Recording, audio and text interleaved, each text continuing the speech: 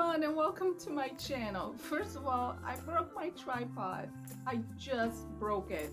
There's like only 2 legs left. Poor thing cannot even stand on its own.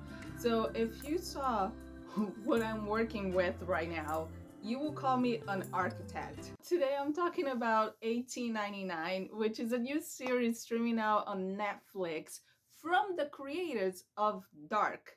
And that was enough to get me to watch it, because Dark, what do I always say about Dark? Dark is the best show on Netflix. I will put my hand on fire. It was a masterpiece. It's close to perfection. So much thought went into it. If you haven't seen Dark, get on it. Use your holidays to binge on Dark. And the creators, I didn't know that. They're like a husband and wife duo, which was really cool. There's a making of 1899 at the end. Well, it's not at the end. It's like it's in the collection. You know, when you watch a series, on the bottom there's like recommendations and collections. So it's there. Don't watch it before you watch the series, because I love making ofs and I was about to watch it before I started 1899.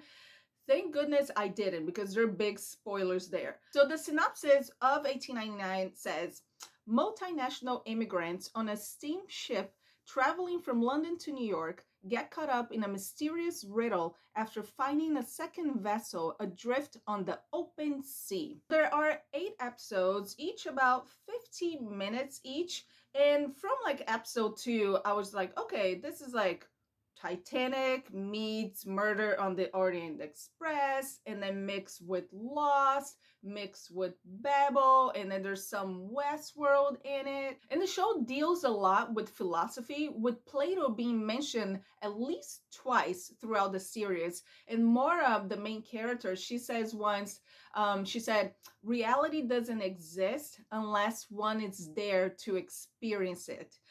So there's a lot of what's real, what's not, what's a dream, what's not a dream, which reminded me a lot of one of my favorite movies, Inception.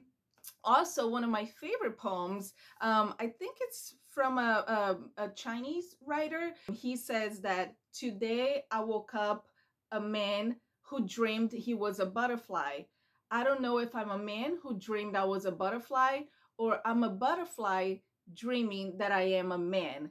I read this poem when I was little and it always stuck to my head because I'm really into dreams. So how do we know that what we're living right now, it's not just a dream? Speaking of dreams, I was hoping and praying that this wasn't going to be one of those shows that at the end, oh, they're in purgatory, or oh, it was all a dream. I hate when it's a movie or a show that, you know, you go through all that journey for the end to be like, psyched, it was all a dream. The show has a multinational cast and it's spoken in different languages, which is awesome. I love different languages. I love accents. And then the cast too, they're from all different cultures. You get like the representation that you get.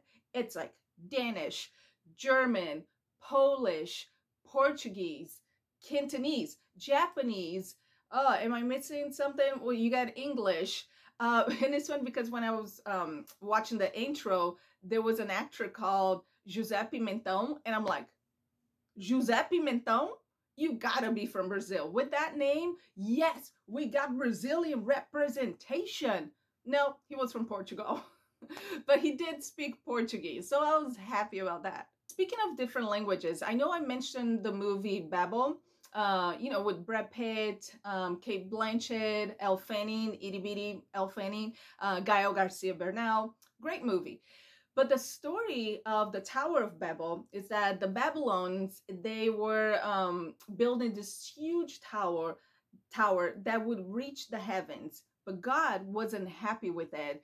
So as a punishment, he made all the workers in the tower speak different languages, so they couldn't understand each other and they couldn't build a tower. And he scattered these people all over the world, and that's how, you know, different parts of the world speak different languages. Going back to 1899, each episode It's about a different character. We get to know their background, and we go from thriller to supernatural to sci-fi. The choice of soundtrack and songs at the end was brilliant.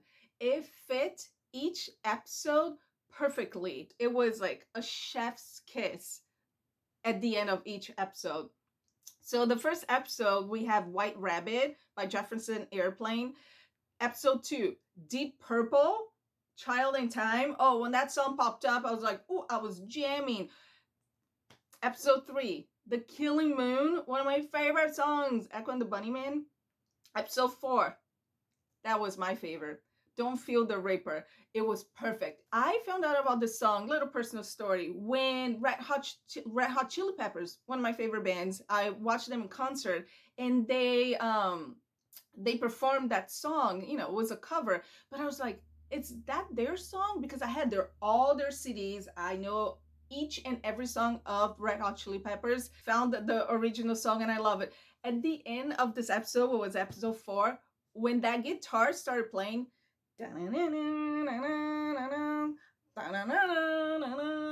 seasons don't feel the reaper, don't feel the reaper, baby, I'm your man. Loved it, loved it. Episode 5, Black Sabbath, The Wizard. 6, Jimi Hendrix. We gotta have Jimi Hendrix. Episode 7, Cat Stevens. And we close episode 8 with David Bowie. There's a star man. Something I was looking for, because it's from the creators of Dark. It was the intro and the music chosen for the intro, because the one from Dark, it was stuck to my head for months. It's Goodbye. No, never.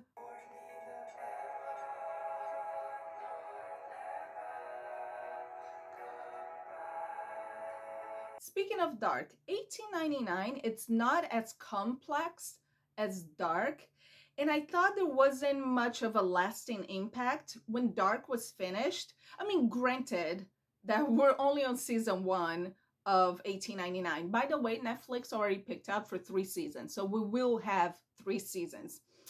Thank God, because the way it ended, I was like, it can't just be all of that. We need more. But yeah, so Dark, after it finished, it was stuck to my head for like weeks. I did think that the acting in Dark was better, and I cared more about the characters then than in 1899. And maybe, once again, it will grow on me. So the making of. If you really like new technology, movie making, VFX, all that stuff, like behind the scenes, please watch it. It was so interesting and beautiful. It will blow your mind, this new technology called Volume. And they said that they're only the second show to use Volume. They don't say in the making of was the first series to use it. And I looked it up, and apparently it was The Mandalorian. It's not a green screen.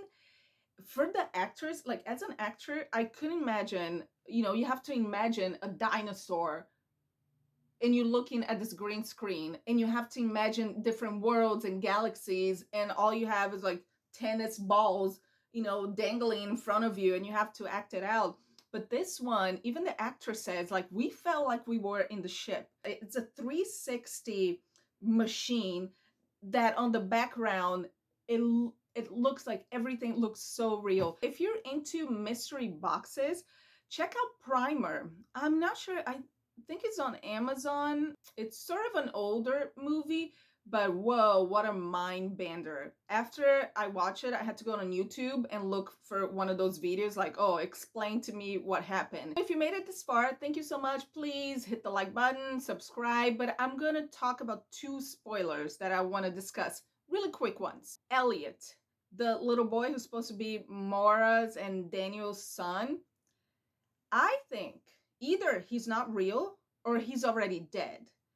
Because when Ike and Maura are back in her apartment bedroom that she shared with Daniel, who's supposed to be her husband, he says to her, because she says, he's my husband, we, you know, I have a son.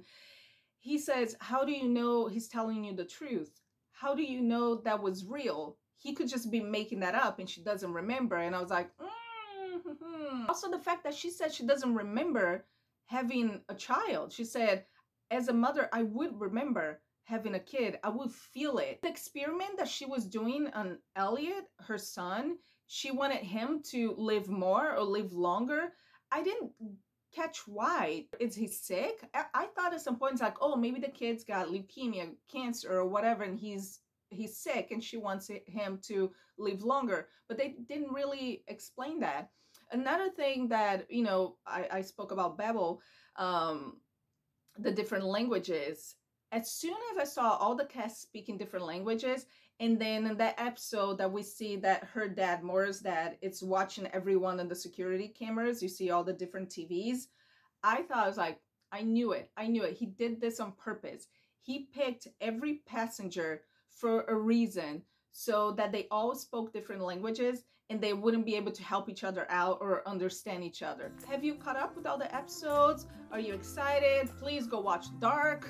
And if you like this video, please make sure you hit the thumbs up, subscribe to the channel, and also hit the little bell, the notification button so you don't miss any future videos. And I'll see you next time.